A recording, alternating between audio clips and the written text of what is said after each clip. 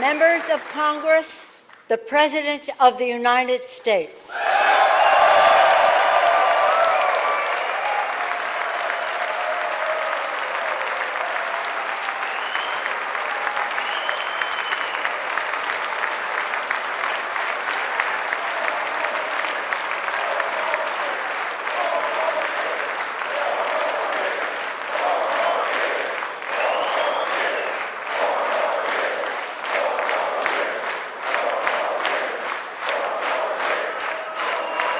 Thank you very much.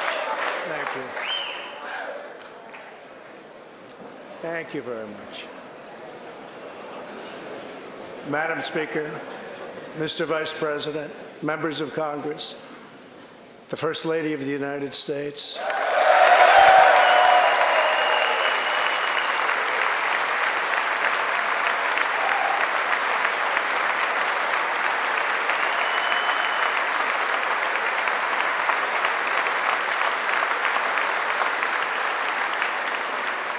and my fellow citizens, 3 years ago, we launched the Great American Comeback.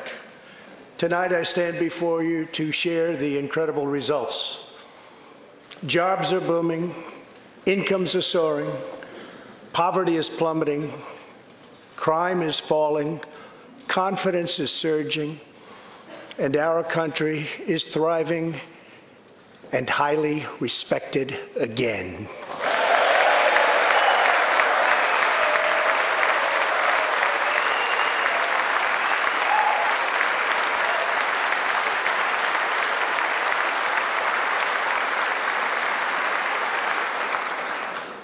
America's enemies are on the run, America's fortunes are on the rise, and America's future is blazing bright. The years of economic decay are over.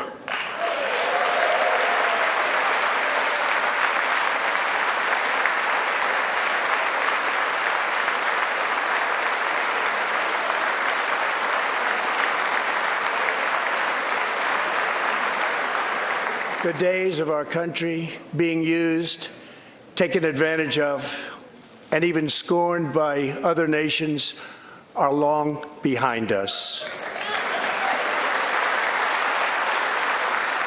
Gone too are the broken promises, jobless recoveries, tired platitudes, and constant excuses for the depletion of American wealth, power, and prestige. In just 3 short years, we have shattered the mentality of American decline, and we have rejected the downsizing of Americans' destiny. We have totally rejected the downsizing. We're moving forward at a pace that was unimaginable just a short time ago, and we are never, ever going back.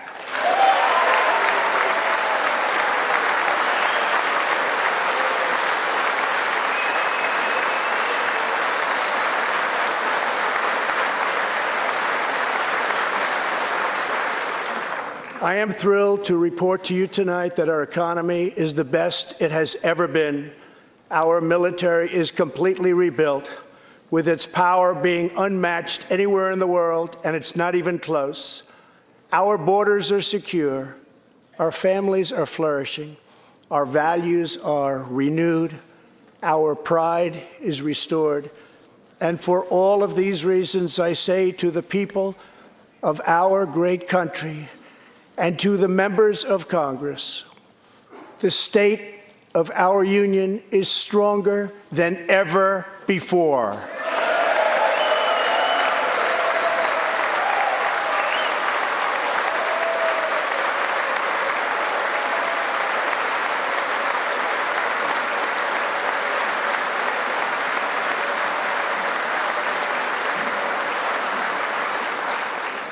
The vision I will lay out this evening demonstrates how we are building the world's most prosperous and inclusive society, one where every citizen can join in America's unparalleled success, and where every community can take part in America's extraordinary rise.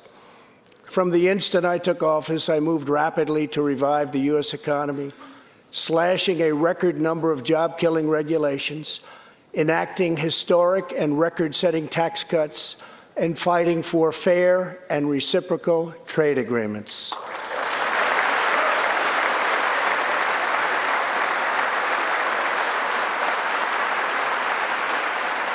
Our agenda is relentlessly pro-worker, pro-family, pro-growth, and most of all, pro-American.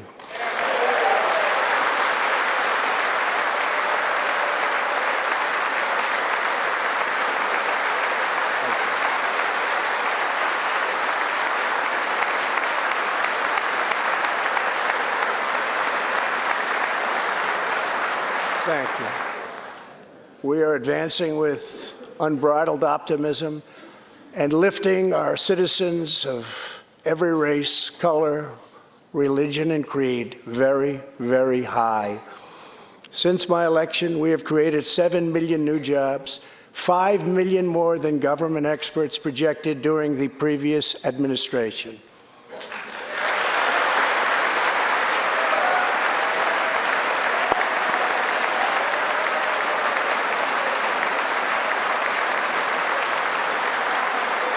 The unemployment rate is the lowest in over half a century. And very incredibly, the average unemployment rate under my administration is lower than any administration in the history of our country.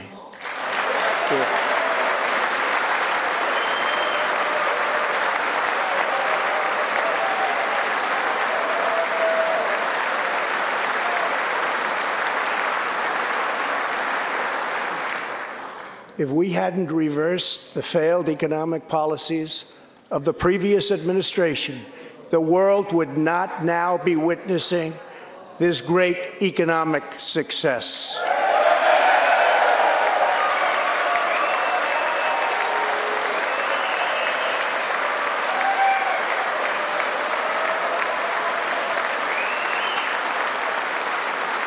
The unemployment rate for African Americans, Hispanic Americans, and Asian Americans has reached the lowest levels in history.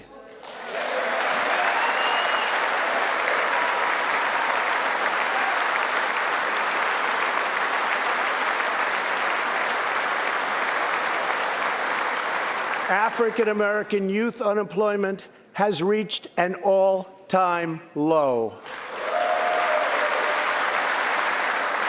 African American poverty has declined to the lowest rate ever recorded. The unemployment rate for women reached the lowest level in almost 70 years, and last year women filled 72% of all new jobs added.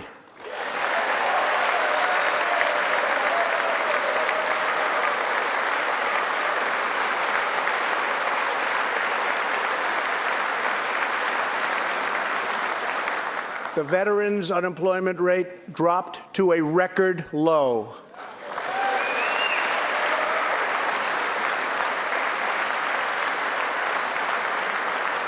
The unemployment rate for disabled Americans has reached an all-time low.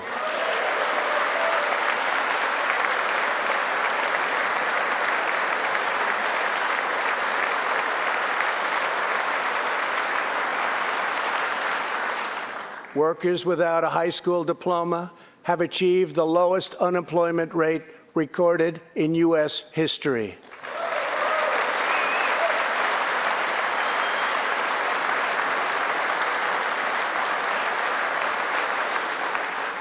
A record number of young Americans are now employed. Under the last administration, more than 10 million people were added to the food stamp rolls. Under my administration, 7 million Americans have come off food stamps, and 10 million people have been lifted off of welfare.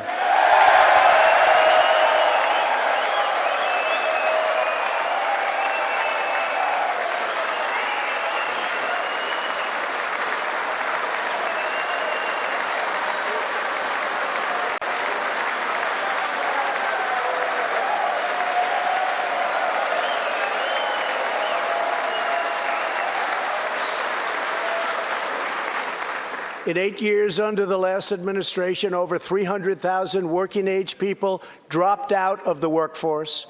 In just 3 years of my administration, 3.5 million people, working-age people, have joined the workforce.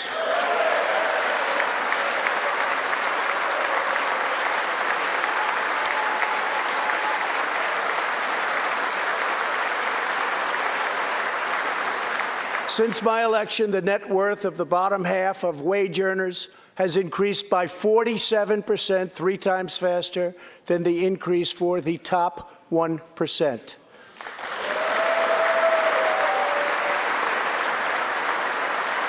After decades of flat and falling incomes, wages are rising fast, and wonderfully, they are rising fastest for low-income workers who have seen a 16% pay increase since my election.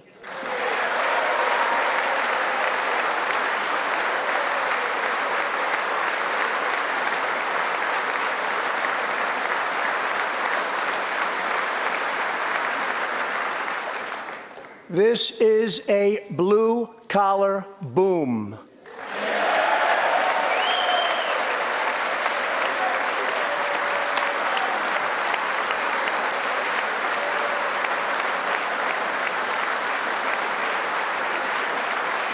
Real median household income is now at the highest level ever recorded. Since my election, U.S. stock markets have soared 70%, adding more than $12 trillion to our nation's wealth, transcending anything anyone believed was possible. This is a record. It is something that every country in the world is looking up to. They admire.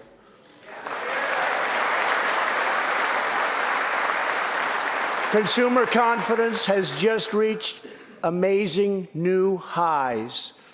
All of those millions of people with 401ks and pensions are doing far better than they have ever done before, with increases of 60, 70, 80, 90, and 100% and even more. Jobs and investments are pouring into 9,000 previously neglected neighborhoods, thanks to Opportunity Zones, a plan spearheaded by Senator Tim Scott as part of our great Republican tax cuts.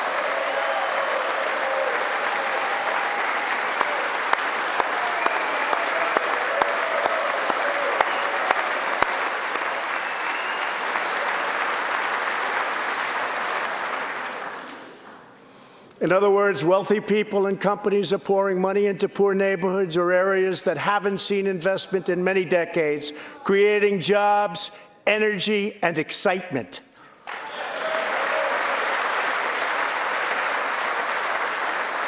This is the first time that these deserving communities have seen anything like this.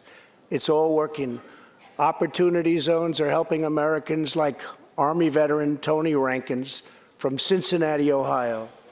After struggling with drug addiction, Tony lost his job, his house, and his family.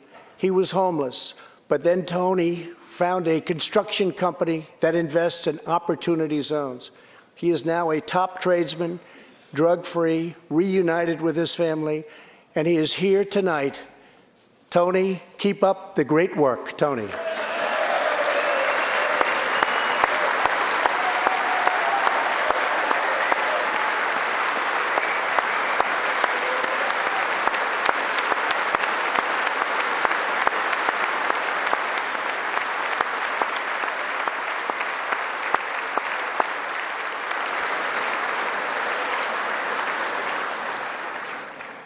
Thank you, Tony. Our roaring economy has, for the first time ever, given many former prisoners the ability to get a great job and a fresh start. This second chance at life is made possible because we passed landmark criminal justice reform into law. Everybody said that criminal justice reform couldn't be done, but I got it done, and the people in this room got it done.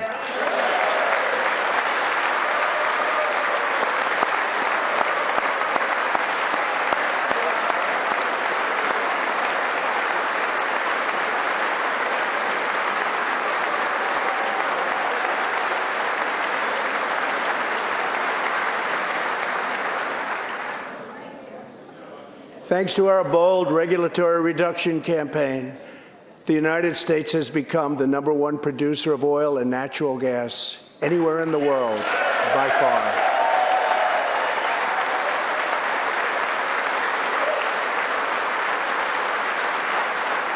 With the tremendous progress we have made over the past 3 years, America is now energy independent, and energy jobs, like so many other elements of our country, are at a record high.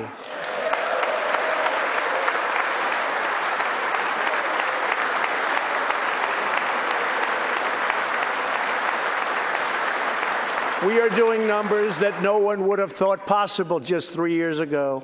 Likewise, we are restoring our nation's manufacturing might, even though predictions were, as you all know, that this could never, ever be done. After losing 60,000 factories under the previous 2 administrations, America has now gained 12,000 new factories under my administration, with thousands upon thousands of plants and factories being planned or being built.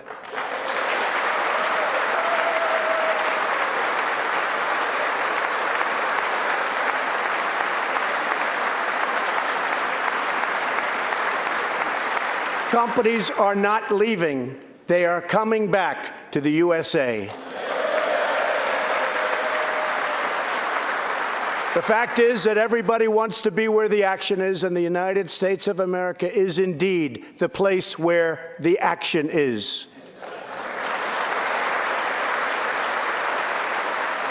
One of the biggest promises I made to the American people was to replace the disastrous NAFTA trade deal.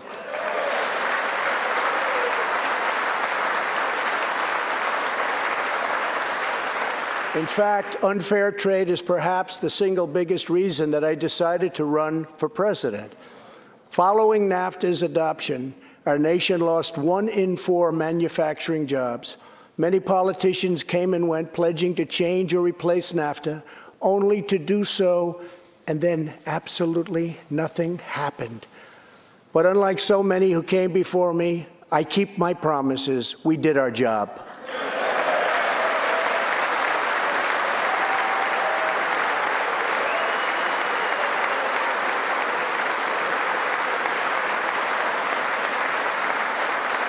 Six days ago, I replaced NAFTA and signed the brand-new U.S.-Mexico-Canada agreement into law. The USMCA will create nearly 100,000 new high-paying American auto jobs and massively boost exports for our farmers, ranchers, and factory workers.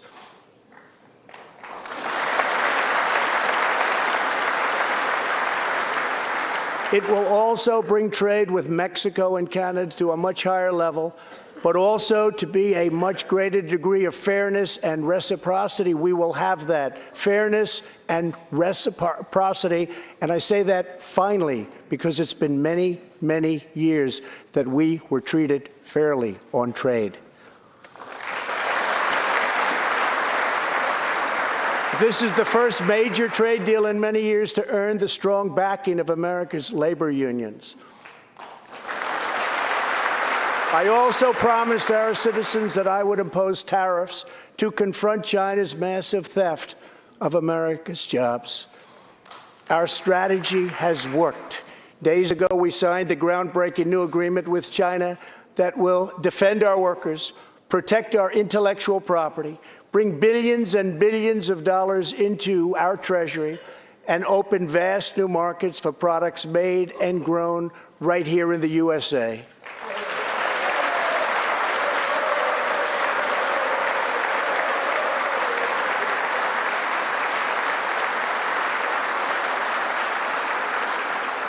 For decades, China has taken advantage of the United States. Now we have changed that. But at the same time, we have perhaps the best relationship we've ever had with China, including with President Xi. They respect what we've done because, quite frankly, they could never really believe that they were able to get away with what they were doing year after year, decade after decade, without someone in our country stepping up and saying, "That's enough."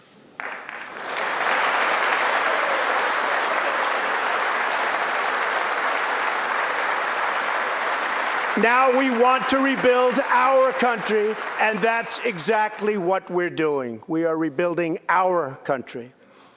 As we restore American leadership throughout the world, we are once again standing up for freedom in our hemisphere.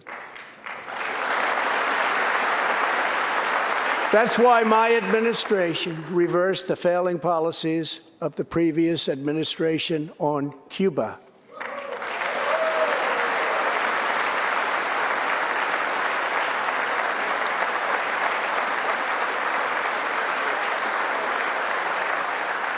We are supporting the hopes of Cubans, Nicaraguans, and Venezuelans to restore democracy. The United States is leading a 59-nation diplomatic coalition against the socialist dictator of Venezuela, Nicolas Maduro.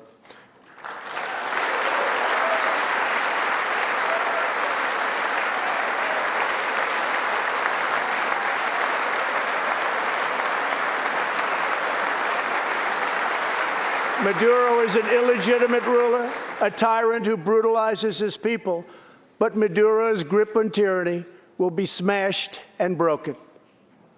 Here this evening is a very brave man who carries with him the hopes, dreams, and aspirations of all Venezuelans.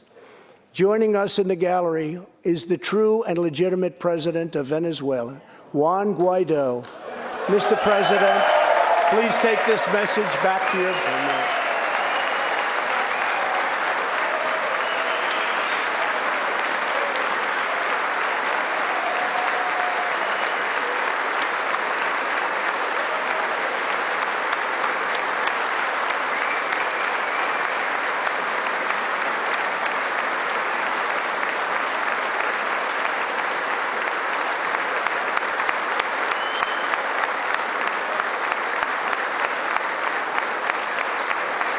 Thank you, Mr. President. Great honor. Thank you very much.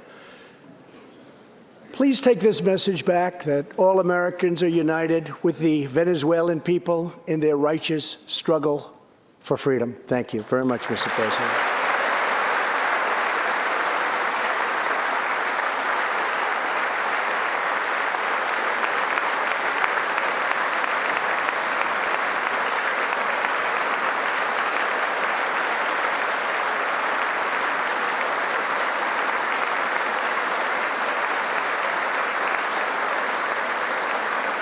Thank you very much.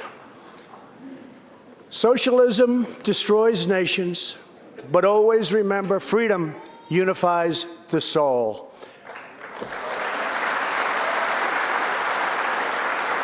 To safeguard American liberty, we have invested a record-breaking $2.2 trillion in the United States military.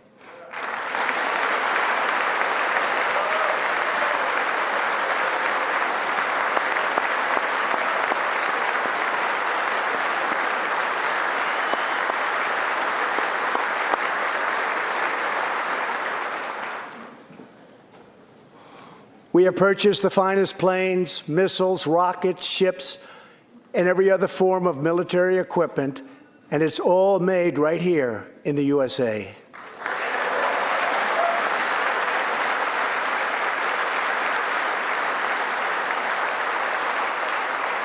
We are also getting our allies, finally, to help pay their fair share.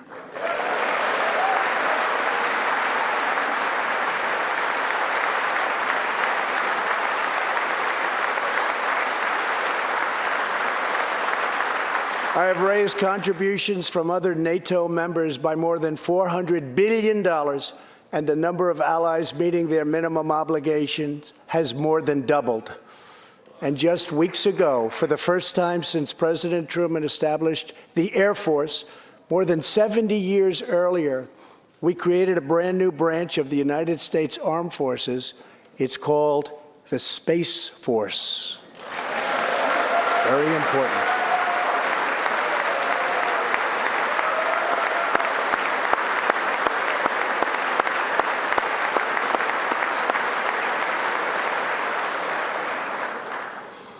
In the gallery tonight, we have a young gentleman and what he wants so badly, 13 years old, Ian Lawnfay. He's an 8th grader from Arizona. Ian, please stand up. Ian has always dreamed of going to space. He was the first in his class and among the youngest at an aviation academy.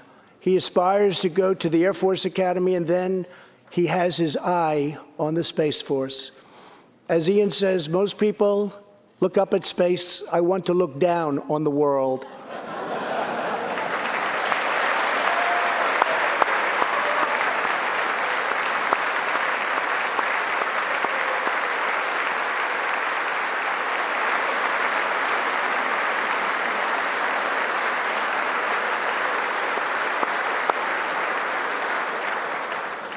But sitting behind Ian tonight is his greatest hero of them all. Charles McGee was born in Cleveland, Ohio, 1 century ago. Charles is one of the last surviving Tuskegee Airmen, the first black fighter pilots, and he also happens to be Ian's great-grandfather.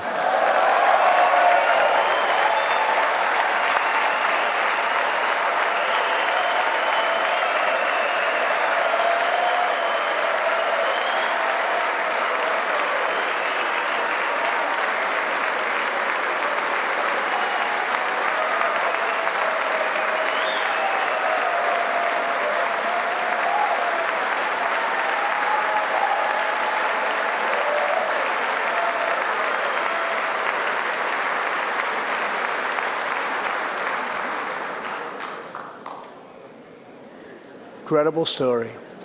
After more than 130 combat missions in World War II, he came back home to a country still struggling for civil rights and went on to serve America in Korea and Vietnam. On December 7th, Charles celebrated his 100th birthday.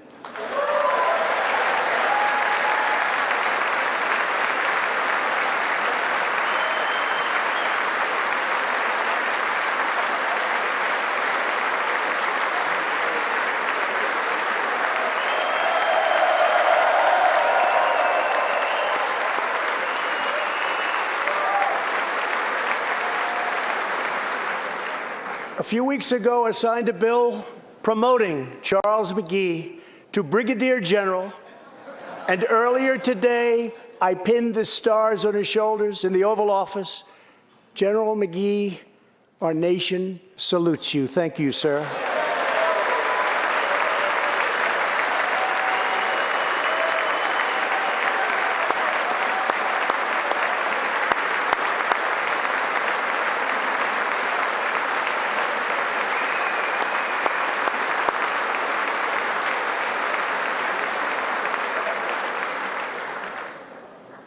From the Pilgrims to the founders, from the soldiers at Valley Forge to the marchers at Selma, and from President Lincoln to the Reverend Martin Luther King, Americans have always rejected limits on our children's future. Members of Congress, we must never forget that the only victories that matter in Washington are victories that deliver for the American people.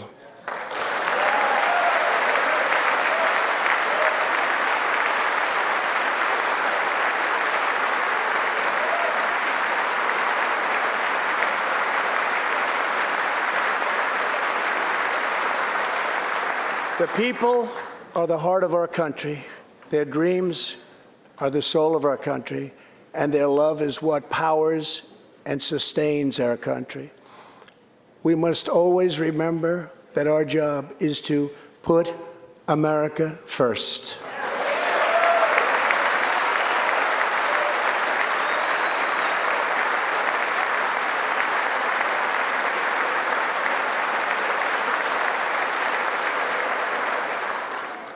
The next step forward in building an inclusive society is making sure that every young American gets a great education and the opportunity to achieve the American dream.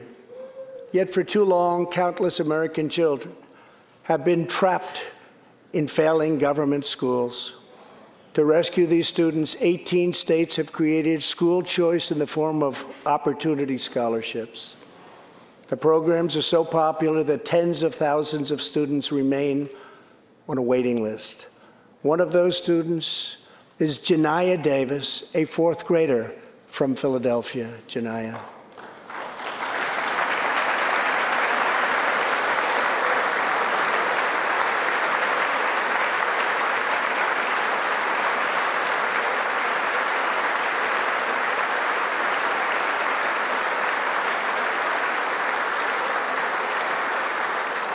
Janiyah's mom, Stephanie, is a single parent.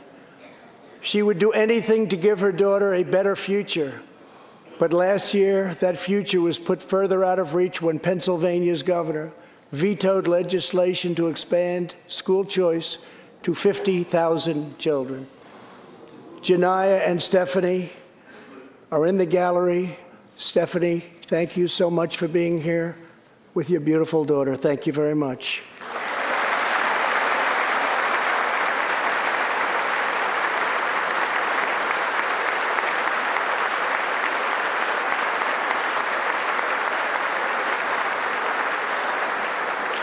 But Janiyah, I have some good news for you, because I am pleased to inform you that your long wait is over. I can proudly announce tonight that an Opportunity Scholarship has become available. It's going to you, and you will soon be heading to the school of your choice.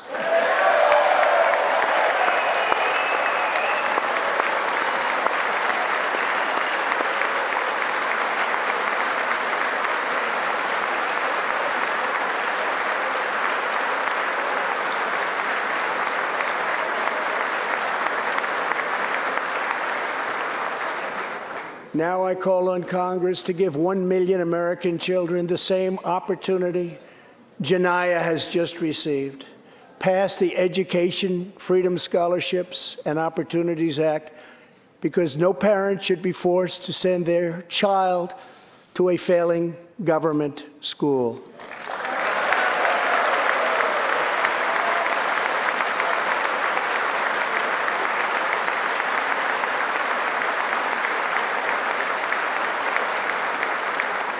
Every young person should have a safe and secure environment in which to learn and to grow. For this reason, our magnificent First Lady has launched the Be Best initiative to advance a safe, healthy, supportive, and drug-free life for the next generation, online, in school, and in our communities. Thank you, Melania, for your extraordinary love and profound care for America's children. Thank you very much.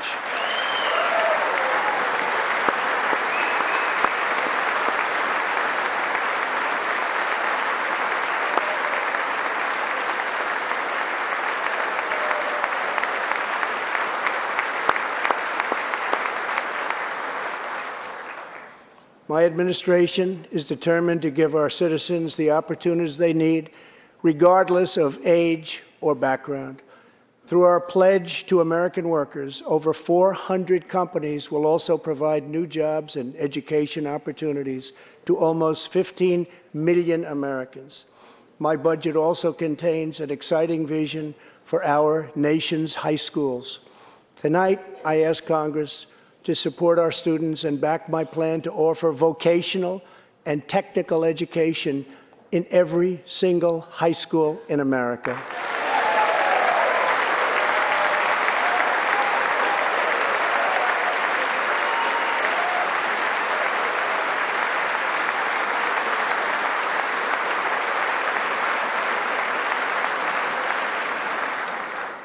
To expand equal opportunity, I am also proud that we achieved record and permanent funding for our nation's historically black colleges and universities.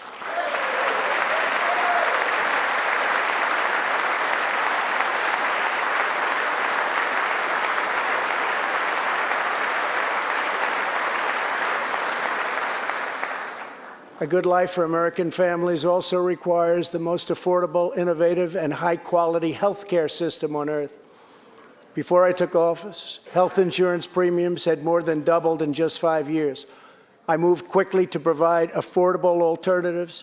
Our new plans are up to 60% less expensive and better.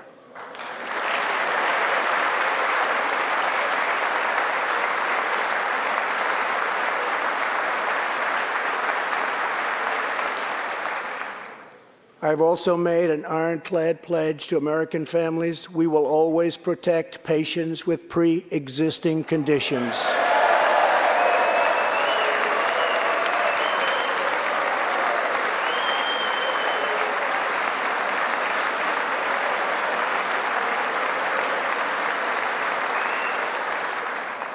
And we will always protect your Medicare, and we will always protect your Social Security, always.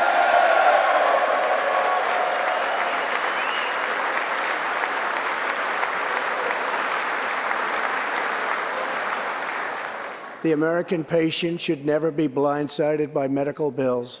That is why I signed an executive order requiring price transparency.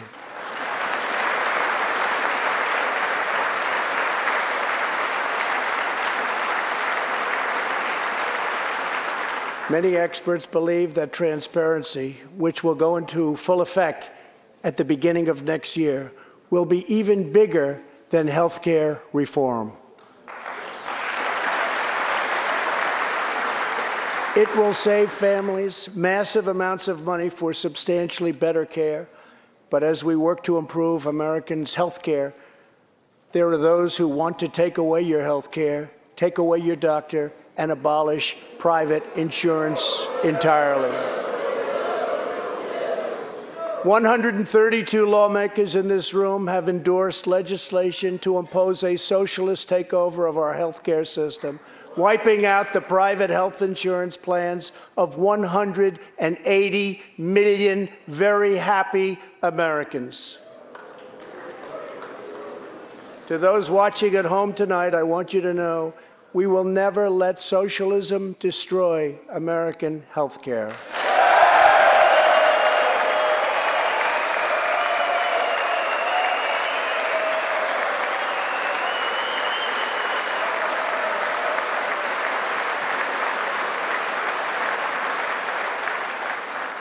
Over 130 legislators in this chamber have endorsed legislation that would bankrupt our nation by providing free taxpayer-funded health care to millions of illegal aliens, forcing taxpayers to subsidize free care for anyone in the world who unlawfully crosses our borders.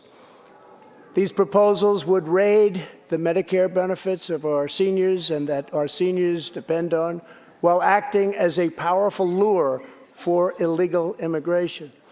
That is what is happening in California and other states. Their systems are totally out of control, costing taxpayers vast and unaffordable amounts of money.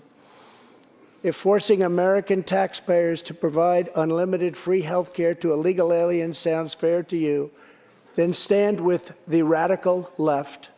But if you believe that we should defend American patients and American seniors, then stand with me and pass legislation to prohibit free government health care for illegal aliens.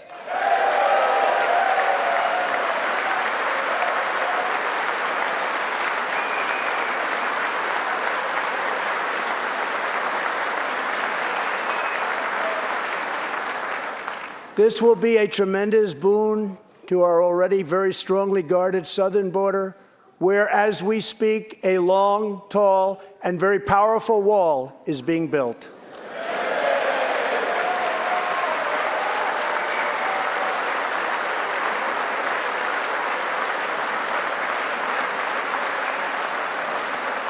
We have now completed over 100 miles and have over 500 miles fully completed in a very short period of time. Early next year, we will have substantially more than 500 miles completed.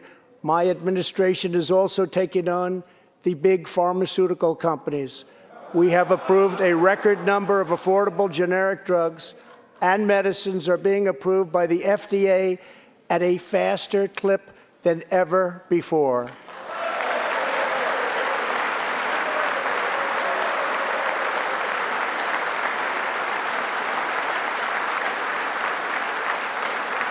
And I was pleased to announce last year that for the first time in 51 years, the cost of prescription drugs actually went down.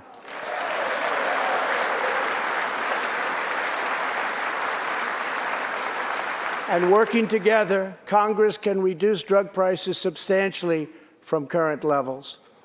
I've been speaking to Senator Chuck Grassley of Iowa and others in Congress in order to get something on drug pricing done, and done quickly and properly. I'm calling for bipartisan legislation that achieves the goal of dramatically lowering prescription drug prices.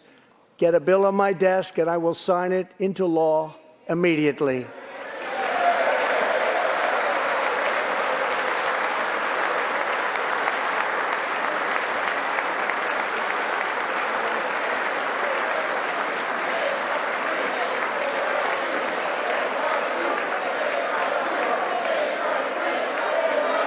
With unyielding commitment, we are curbing the opioid epidemic.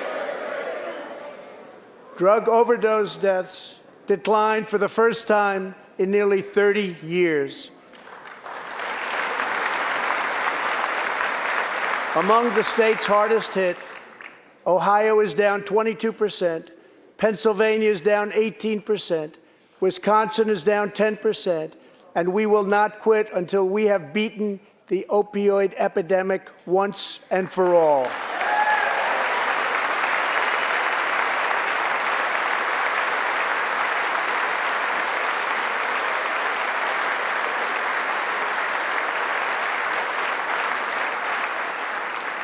Protecting Americans' health also means fighting infectious diseases.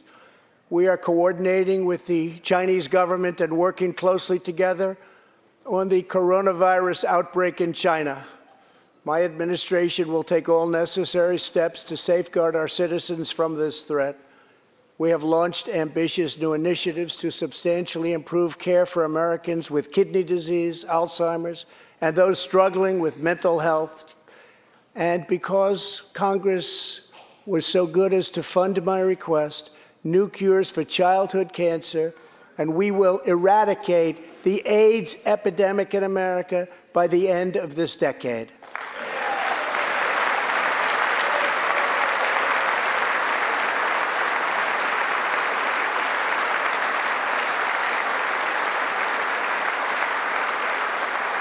Almost every American family knows the pain when a loved one is diagnosed with a serious illness. Here tonight is a special man, beloved by millions of Americans, who just received a stage 4 advanced cancer diagnosis. This is not good news, but what is good news is that he is the greatest fighter and winner that you will ever meet. Rush Limbaugh, thank you for your decades of tireless devotion to our country.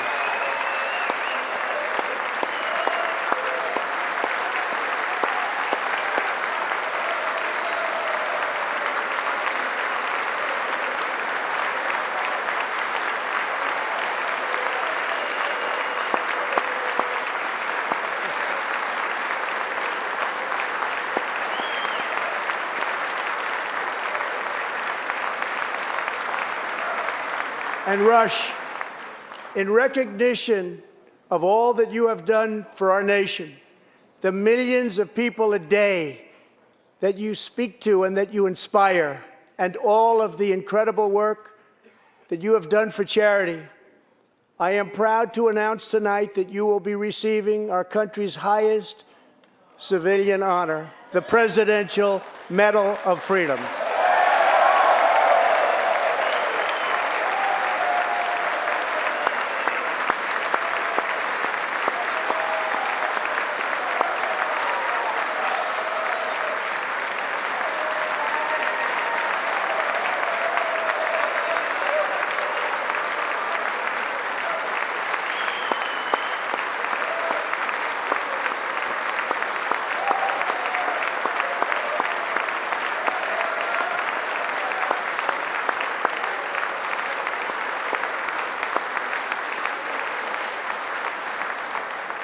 I will now ask the First Lady of the United States to present you with the honor, please.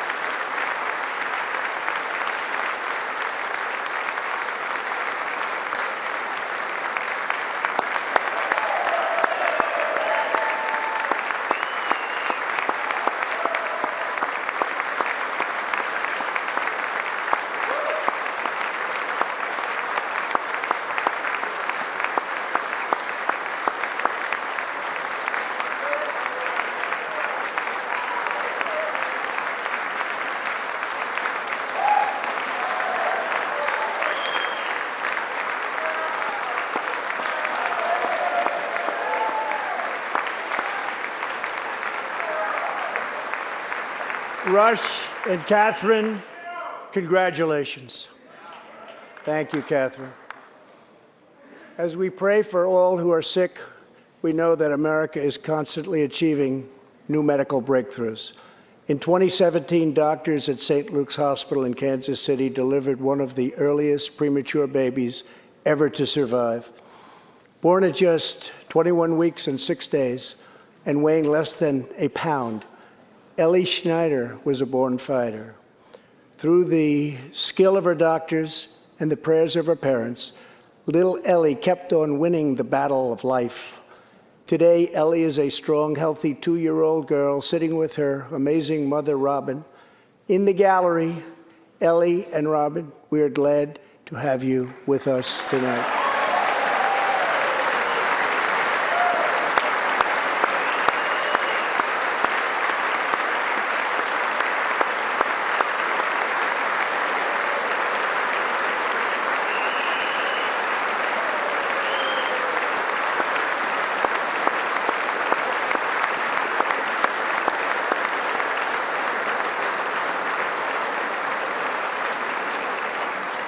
Ellie reminds us that every child is a miracle of life.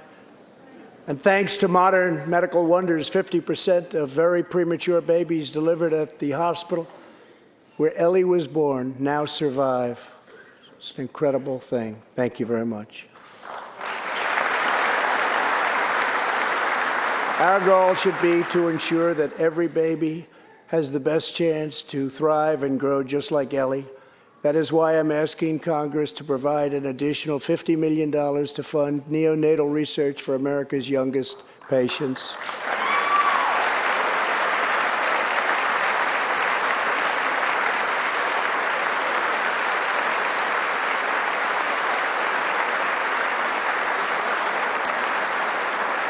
That is why I'm also calling upon members of Congress here tonight to pass legislation finally banning the late-term abortion of babies.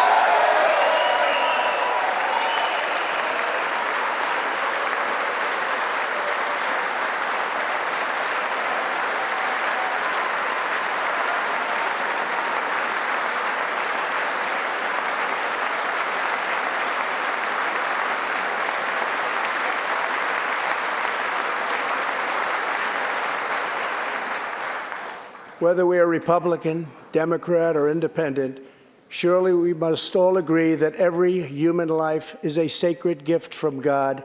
As we support America's moms and dads, I was recently proud to sign the law providing new parents in the federal workforce paid family leave, serving as a model for the rest of the country.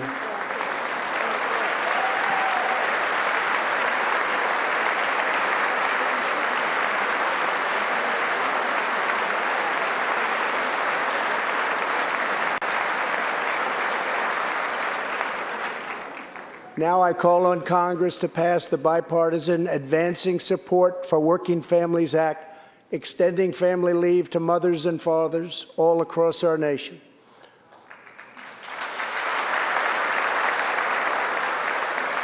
$40 million American families have an average $2,200 extra thanks to our child tax credit.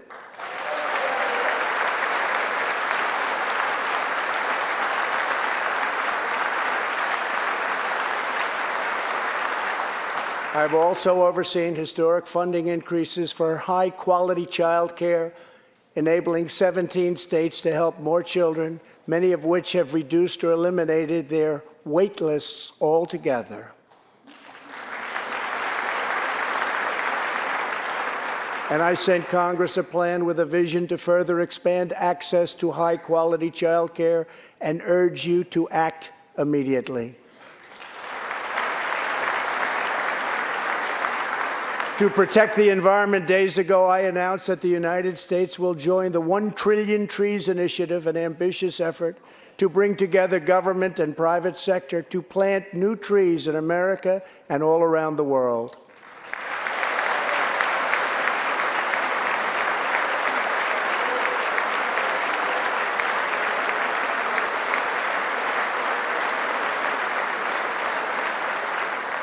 We must also rebuild America's infrastructure.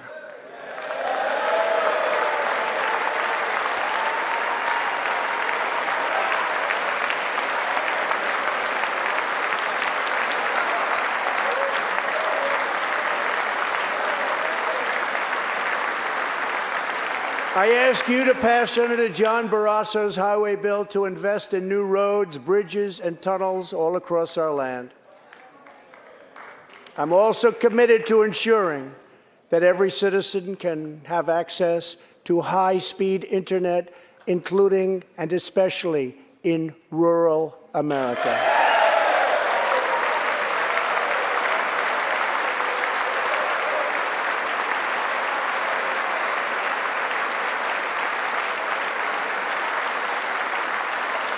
A better tomorrow for all Americans also requires us to keep America safe.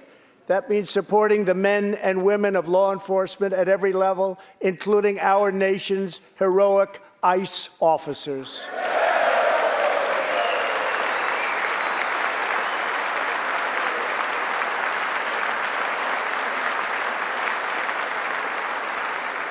Last year, our brave ICE officers arrested more than 120,000 criminal aliens charged with nearly 10,000 burglaries, 5,000 sexual assaults, 45,000 violent assaults, and 2,000 murders.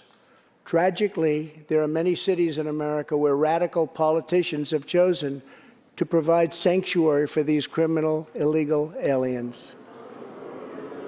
In sanctuary cities, local officials order police to release dangerous criminal aliens to prey upon the public instead of handing them over to ICE to be safely removed. Just 29 days ago, a criminal alien freed by the sanctuary city of New York was charged with the brutal rape and murder of a 92-year-old woman. The killer had been previously arrested for assault, but under New York's sanctuary policies, he was set free. If the city had honored ICE's detainer request, his victim would still be alive today. The state of California passed an outrageous law declaring their whole state to be a sanctuary for criminal illegal immigrants, a very terrible sanctuary with catastrophic results. Here is just one tragic example. In December 2018, California police detained an illegal alien with 5 prior arrests, including convictions for robbery and assault. But as required by California's sanctuary law, local authorities released him. Days later, the criminal alien went on a gruesome spree of deadly violence. He viciously shot one man going about his daily work. He approached a woman sitting in her car and shot her in the arm and in the chest. He walked into a convenience store and wildly fired his weapon. He hijacked a truck and smashed into vehicles, critically injuring innocent victims. One of the victims is a terrible, terrible situation. Died, 51-year-old American named Rocky Jones.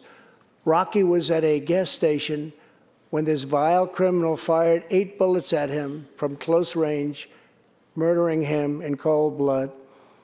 Rocky left behind a devoted family, including his brothers, who loved him more than anything else in the world. One of his grieving brothers is here with us tonight. Jody, would you please stand? Jody, thank you.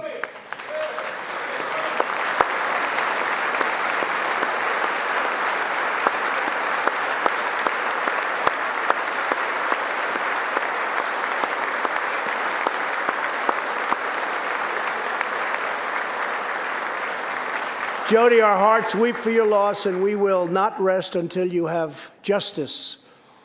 Senator Thom Tillis has introduced legislation to allow Americans like Jody to sue sanctuary cities and states when a loved one is hurt or killed as a result of these deadly practices.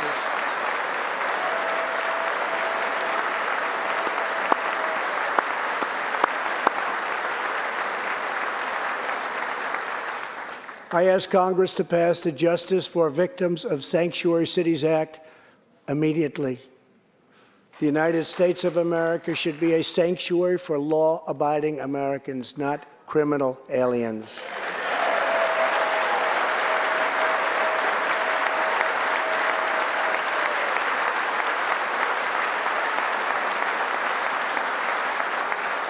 In the last 3 years, ICE has arrested over 5,000 wicked human traffickers, and I have signed 9 pieces of legislation to stamp out the menace of human trafficking domestically and all around the globe. My administration has undertaken an unprecedented effort to secure the southern border of the United States.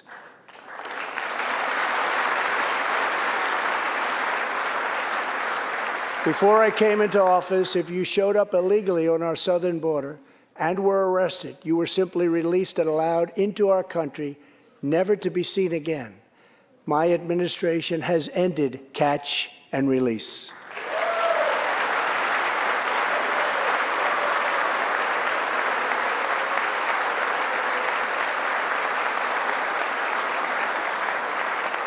If you come illegally, you will now be promptly removed from our country.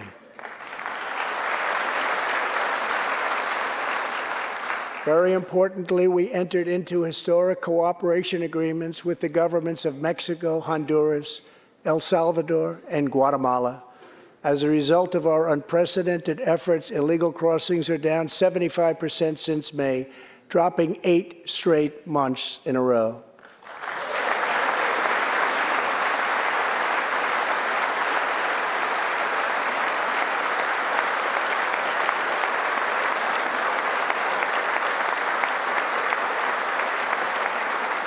And as the wall rapidly goes up, drug seizures rise, and the border crossings are going down and going down very rapidly. Last year, I traveled to the border in Texas and met Chief Patrol Agent Raul Ortiz. Over the last 24 months, Agent Ortiz and his team have seized more than 200,000 pounds of poisonous narcotics, arrested more than 3,000 human smugglers, and rescued more than 2,000 migrants. Days ago, Agent Ortiz was promoted to Deputy Chief of Border Patrol, and he joins us tonight. Chief Ortiz, please stand.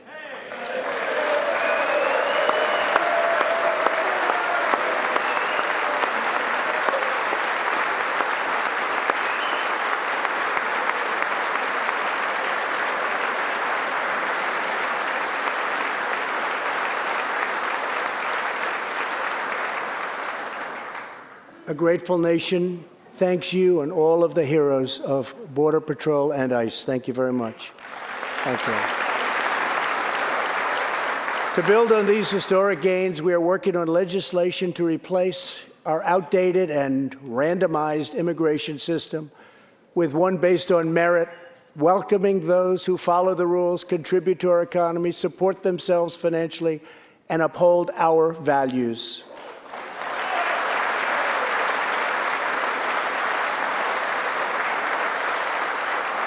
With every action, my administration is restoring the rule of law and reasserting the culture of American freedom.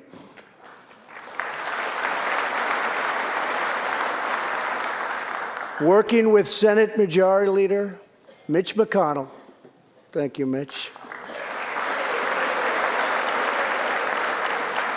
and his colleagues in the Senate, we have confirmed a record number of 187 new federal judges to uphold our Constitution as written. This includes 2 brilliant new Supreme Court justices, Neil Gorsuch and Brett Kavanaugh. Thank you.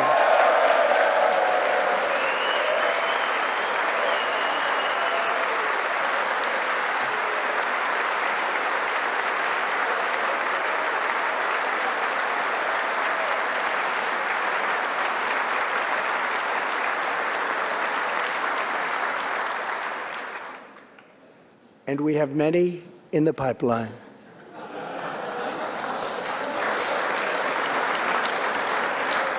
My administration is also defending religious liberty, and that includes the constitutional right to pray in public schools.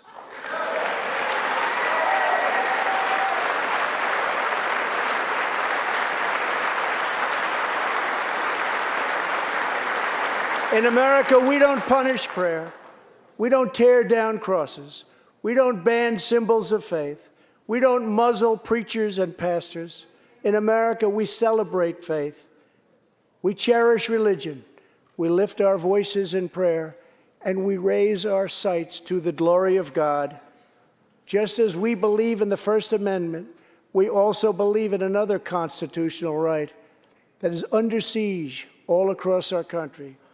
So long as I am president, I will always protect your Second Amendment right to keep and bear arms.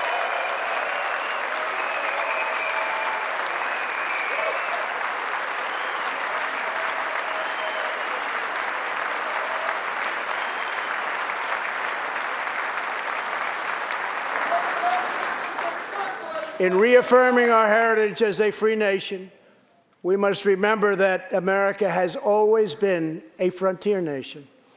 Now we must embrace the next frontier, America's manifest destiny in the stars. I am asking Congress to fully fund the Artemis program to ensure that the next man and the first woman on the moon will be American astronauts, using this as a launching pad to ensure that America is the first nation to plant its flag on Mars.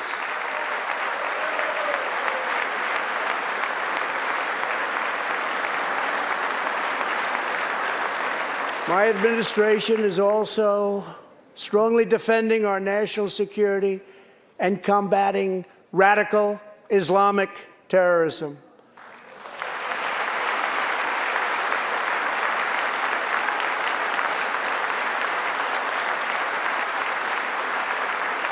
Last week, I announced a groundbreaking plan for peace between Israel and the Palestinians. Recognizing that all past attempts have failed, we must be determined and creative in order to stabilize the region and give millions of young people the chance to realize a better future. 3 years ago, the barbarians of ISIS held over 20,000 square miles of territory in Iraq and Syria. Today, the ISIS territorial caliphate has been 100% destroyed, and the founder and leader of ISIS, the bloodthirsty killer known as al-Baghdadi, is dead.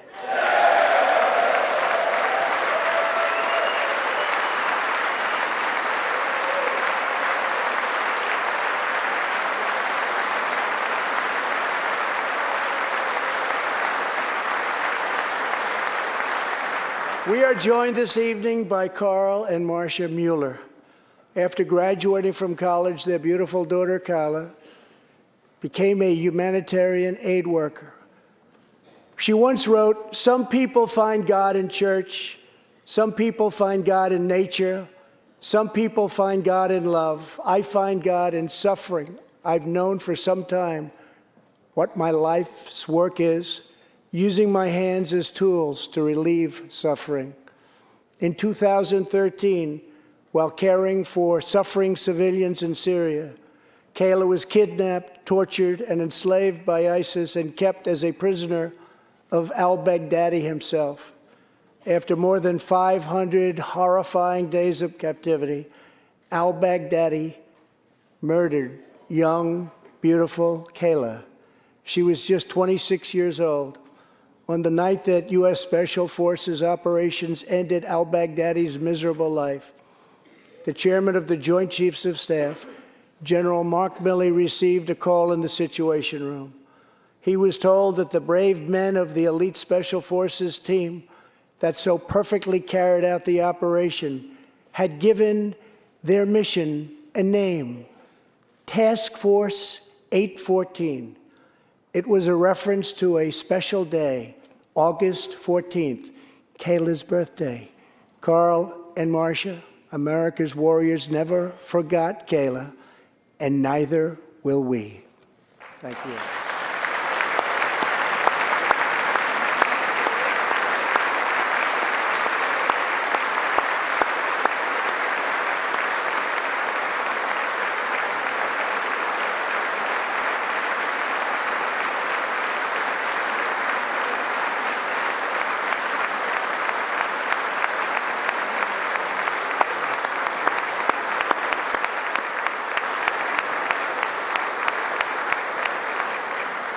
Every day, America's men and women in uniform demonstrate the infinite depth of love that dwells in the human heart. One of these American heroes was Army Staff Sergeant Christopher Hake. On his second deployment to Iraq in 2008, Sergeant Hake wrote a letter to his one-year-old son, Gage. "I will be with you again," he wrote to Gage.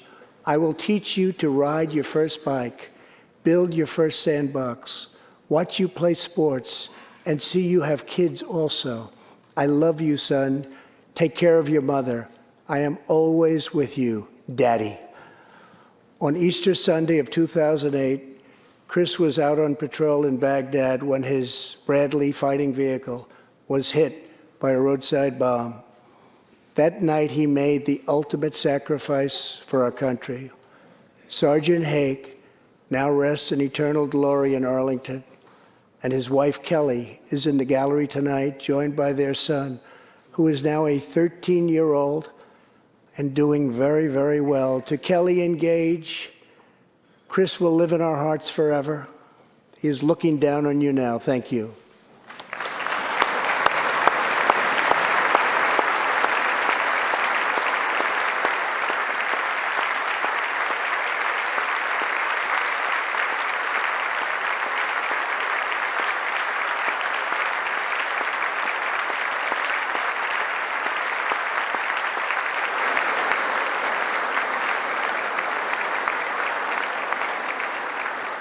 Thank you very much. Thank you both very much.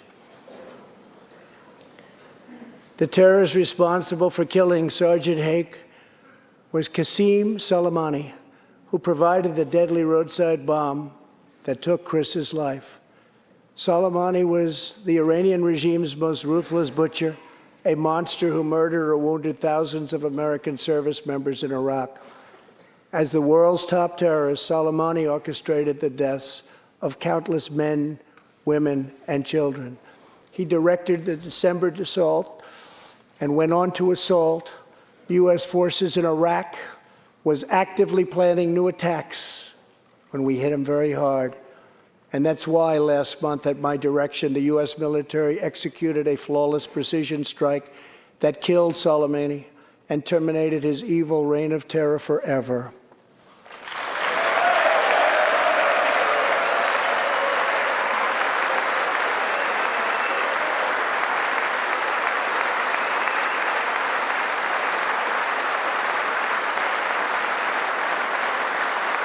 Our message to the terrorists is clear.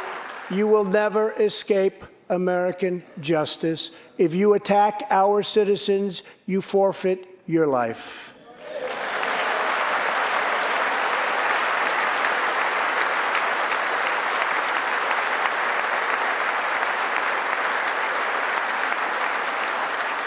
In recent months, we have seen proud Iranians raise their voices against their oppressive rulers.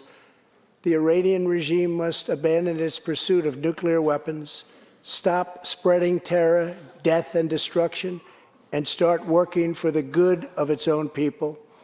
Because of our powerful sanctions, the Iranian economy is doing very, very poorly. We can help them make a very good and short-time recovery.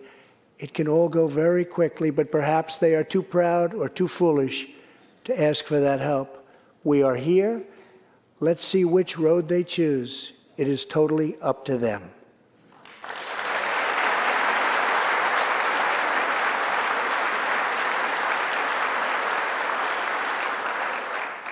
As we defend American lives, we are working to end America's wars in the Middle East. In Afghanistan, the determination and valor of our warfighters has allowed us to make tremendous progress, and peace talks are now underway. I am not looking to kill hundreds of thousands of people in Afghanistan, many of them totally innocent. It is also not our function to serve other nations as law enforcement agencies.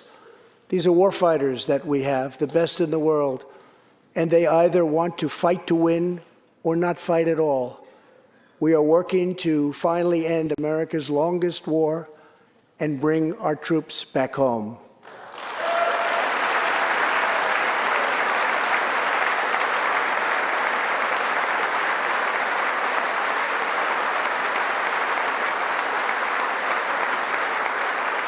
War places a heavy burden on our nation's extraordinary military families, especially spouses like Amy Williams from Fort Bragg, North Carolina, and her two children, 6-year-old Eliana and 3-year-old Rowan.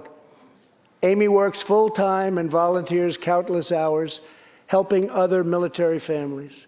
For the past 7 months, she has done it all while her husband, Sergeant First Class Townsend Williams, is in Afghanistan on his 4th deployment in the Middle East. Amy's kids haven't seen their father's face in many months.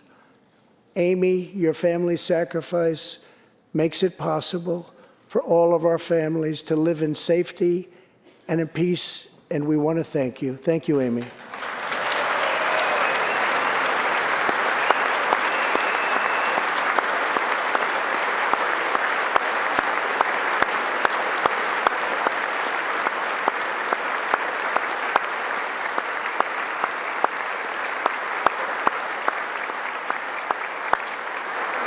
But Amy, there is one more thing. Tonight we have a very special surprise.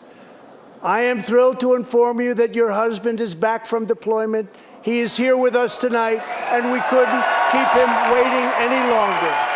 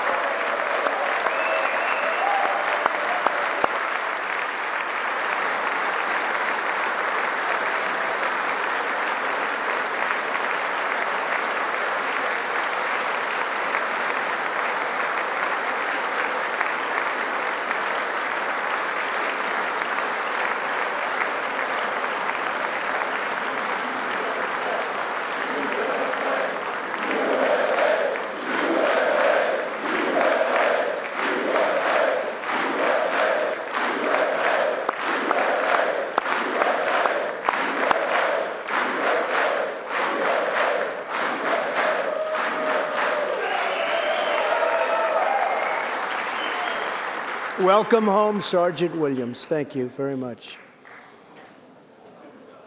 As the world bears witness tonight, America is a land of heroes. This is a place where greatness is born, where destinies are forged, and where legends come to life. This is the home of Thomas Edison and Teddy Roosevelt, of many great generals, including Washington, Pershing, Patton, and MacArthur. This is the home of Abraham Lincoln, Frederick Douglass, Amelia Earhart, Harriet Tubman, the Wright brothers, Neil Armstrong, and so many more. This is the country where children learn names like Wyatt Earp, Davy Crockett, and Annie Oakley. This is the place where the Pilgrims landed at Plymouth and where Texas patriots made their last stand at the Alamo.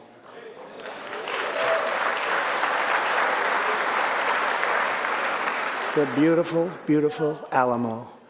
The American nation was carved out of the vast frontier by the toughest, strongest, fiercest, and most determined men and women ever to walk on the face of the earth.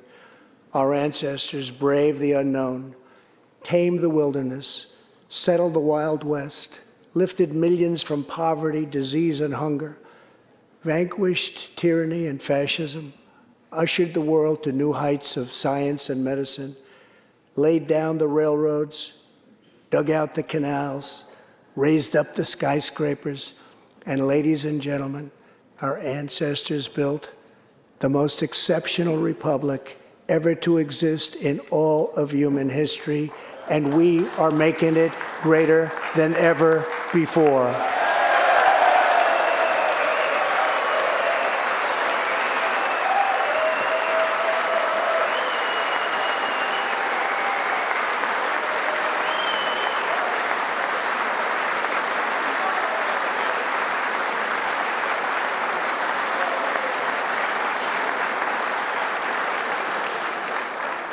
This is our glorious and magnificent inheritance. We are Americans. We are pioneers. We are the pathfinders. We settled the new world. We built the modern world. And we change history forever by embracing the eternal truth that everyone is made equal by the hand of Almighty God.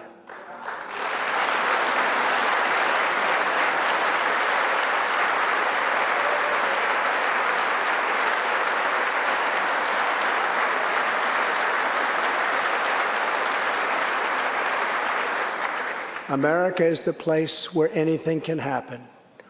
America is the place where anyone can rise. And here, on this land, on this soil, on this continent, the most incredible dreams come true. This nation is our canvas, and this country is our masterpiece. We look at tomorrow and see unlimited frontiers just waiting to be explored. Our brightest discoveries are not yet known. Our most thrilling stories are not yet told. Our grandest journeys are not yet made. The American age, the American epic, the American adventure has only just begun. Our spirit is still young. The sun is still rising. God's grace is still shining. And my fellow Americans, the best is yet to come. Thank you, God bless you, and God bless America. Thank you very much.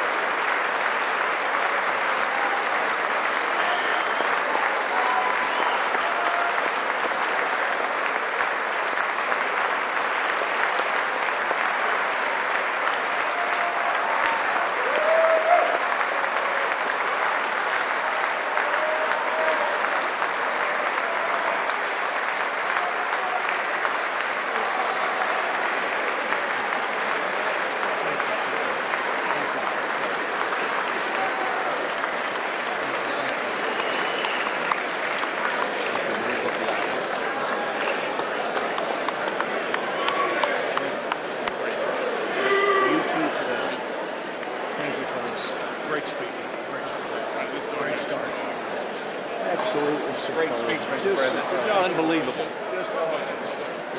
Awesome speech. He nailed it. Great job, Mr. President. Any chance you can sign that? Sign my tie for me? Thank you. You got to sign the children's tie. You get better every year, buddy. Great defense of American exceptionalism. Thank you.